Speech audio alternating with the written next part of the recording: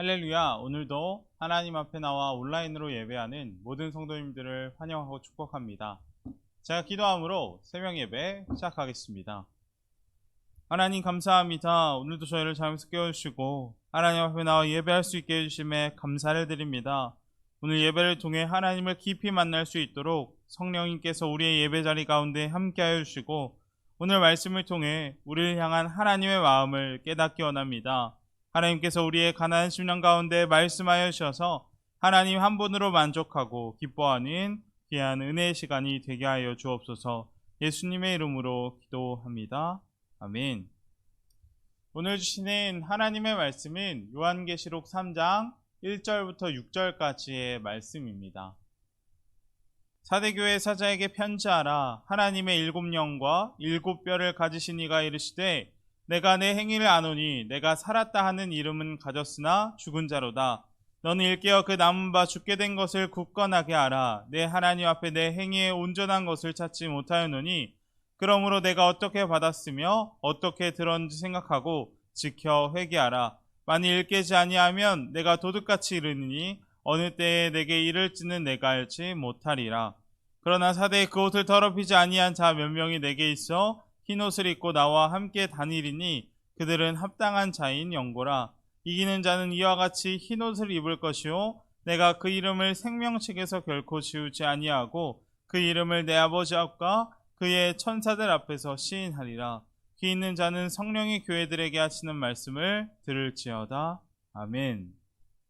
저는 얼마 전 안타까운 뉴스 기사를 보게 되었습니다. 그 기사는 한 정치인에 대한 재판 선고인데 그녀에게 유죄가 선고되었다는 기사였습니다. 그 정치인이 유죄를 받게 된 이유는 다음과 같습니다. 그녀는 위안부 피해자를 위해 후원금을 많이 모금하였습니다. 그런데 그 후원금 중 1억여 원을 빼돌려서 개인 용도로 사용하고 또 정부 지자체 보조금 수억 원을 횡령한 혐의가 있기 때문에 유죄 판결을 받게 된 것입니다. 그녀는 위안부 피해자들을 위해 모금 운동을 하였습니다. 상처가 있고 아픔이 있는 할머니들을 위해 아름다운 모금 운동을 한 것입니다. 그런데 정작 뒤로는 할머니들의 그 후원금을 가지고 자신의 욕심을 채우기 바빴던 것입니다. 비싼 레스토랑에서 외식을 하고 마사지샵에서 마사지를 받으며 비싼 옷을 구매했습니다. 심지어는 자신의 딸에게 그 돈을 용돈으로 쓰게 하였습니다. 그리고 여기서 더 안타까운 것은 무엇이냐면 그렇게 겉과 속이 완전히 달랐던 그녀가 자신이 잘못했다는 것을 전혀 깨닫지 못한다는 데 있습니다. 그녀는 재판에서 자신이 했던 모든 혐의를 부인하면서 이렇게 말했습니다. 지난 30년 동안 운동가로 한 점 부끄러움 없이 살아왔습니다. 부끄러움 없는 그녀의 모습이 참 안타까울 따름입니다.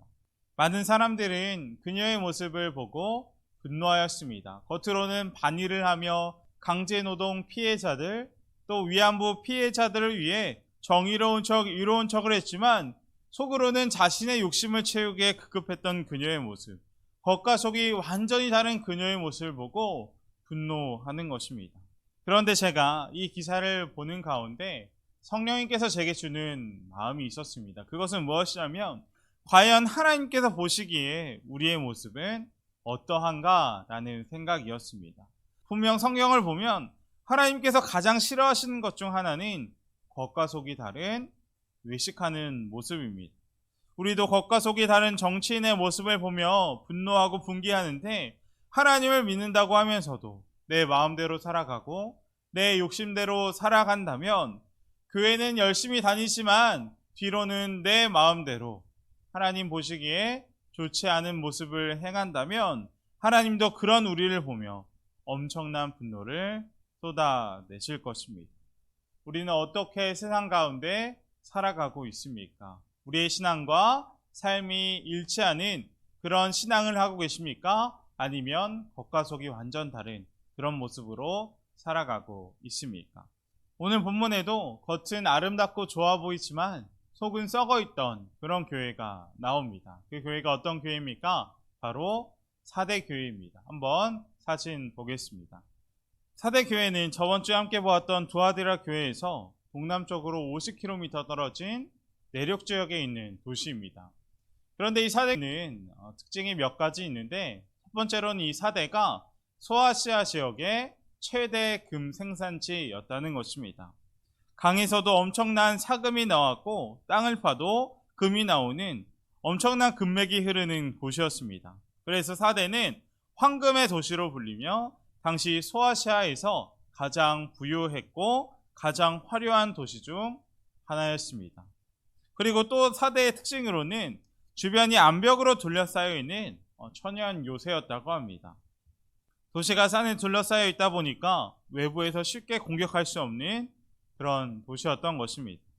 다시 말해 이 사대는 평화롭고 안전하고 부유했던 도시라는 것입니다. 그리고 그런 곳에 바로 사대교회가 세워지게 되었습니다. 우리는 이 사대교회가 어떻게 처음 시작되게 되었는지, 이 사대교회의 역사에 관해서는 성경에 나와 있지 않아서 정확히 알 수는 없습니다. 그러나 사대교회의 특징이 한 가지 있는데, 다른 교회에서는 볼 수 없는 아주 중요한 특징이 한 가지 있는데, 그것은 무엇이냐면 바로 사대교회가 핍박이 없던 교회라는 것입니다. 저희가 지금까지 살펴보았던 교회들에는 모두 다 핍박과 어려움이 있었습니다. 황제 숭배에 대한 위협이 있었고 니골라당 같은 이단도 있었으며 이세벨과도 같은 여인이 교회를 미혹하였습니다. 게다가 유대인들의 핍박까지 교회에 있었습니다. 그러나 사대교회는 달랐습니다. 사대교회에는 핍박과 아픔과 미혹이 하나도 없었습니다. 게다가 교회 안에 분쟁이나 다툼도 없던 교회입니다. 다른 어떤 교회보다 부흥하고 성장하기에 이상적인 환경을 가진 그런 평안한 교회였다는 것입니다. 그런데 주님은 이렇게 평안하고 부유한 사대교회를 보시며 무서운 책망을 오늘 본문에서 하십니다. 1절 말씀입니다. 내가 내 행위를 아노니 내가 살았다 하는 이름은 가졌으나 죽은 자로다. 아멘. 주님께서는 사대교회를 향해 살았다고 하지만 실제로는 너희가 죽은 교회다 라고 말씀하시는 것입니다. 이 주님의 책망은 정말 무서운 책망이 아닐 수 없습니다. 제가 생각하기에 아마 성적표로 소아시아 7교회들의 순위를 정한다면 사대교회가 꼴찌였을 정도로 정말 가장 큰 책망을 주님께 받았던 것입니다. 그런데 사실 우리가 말씀을 자세히 살펴보면 이 책망을 받았던 사대교회는 사실 그렇게 나쁜 교회 같지는 않습니다. 오히려 주위 사람들로부터 칭찬을 받는 그런 교회였던 것 같습니다. 그래서 주님도 어떻게 말씀하셨습니까? 너는 살아있는 이름은 있으나 라고 하셨습니다. 분명 살아있다는 이름은 아무나 가질 수 없는 이름일 것입니다. 그만큼 사람들에게 인정받고 좋은 교회로 소문이 나 있던 교회인 것입니다. 그런데 모든 것을 꿰뚫어 보시는 주님이 보시기에 사대교회는 완전히 달랐던 것입니다. 그렇다면 주님은 왜 이 사대교회에게 그렇게 심한 책망을 하셨을까요? 정확하게 교회 안에 우리가 어떤 문제가 있는지 알 수는 없지만 오늘 본문을 자세히 묵상해 보면 사대교회 성도들의 삶의 문제가 있었음을 알 수가 있습니다. 1절 말씀에서 주님은 나는 내 행위를 안다 라고 말씀하셨습니다. 분명 누구나 다 아는 것을 주님도 안다는 것이 아닙니다. 오직 주님만 알고 있는 사대교회에 은밀한 죄들이 있다는 것입니다. 그래서 주님은 2절에서도 이렇게 말씀하십니다. 내 하나님 앞에 내 행위에 온전한 것을 찾지 못했노라. 아멘. 사대교회가 사람들이 볼 때는 칭찬할 만한 교회였을지는 모르겠지만 또 사대교회를 다니는 자신들은 성경 공부도 열심히 하고 교회를 위해 헌신하고 봉사하니까 자신들이 완전하고 의인이라고 생각했을지 모르겠지만 하나님 보시기에는 전혀 그렇지 않았다는 것입니다. 그들의 행위가 그들의 삶이 완전히 무너져 있었다라는 것입니다. 제가 생각하기에 사대교회는 예수님 당시 바리새인들과 비슷했을 것 같다는 생각이 들었습니다. 분명 바리새인들은 외식하던 사람들이었습니다. 그들은 분명 겉으로 보기에는 깨끗했습니다. 하나님의 말씀을 잘 지키고 누구보다 하나님 앞에 열심이었습니다. 그래서 사람들이 보기에는 거룩해 보였고 깨끗해 보였고 열심히 있어 보였습니다. 그러나 바리새인들의 가면 뒤 그들의 실상은 어떠했습니까? 하나님의 말씀을 이용해 자신의 의로움을 드러내고 자기 자신이 하나님의 자리에 올라 사람들을 정죄하고 심판했습니다.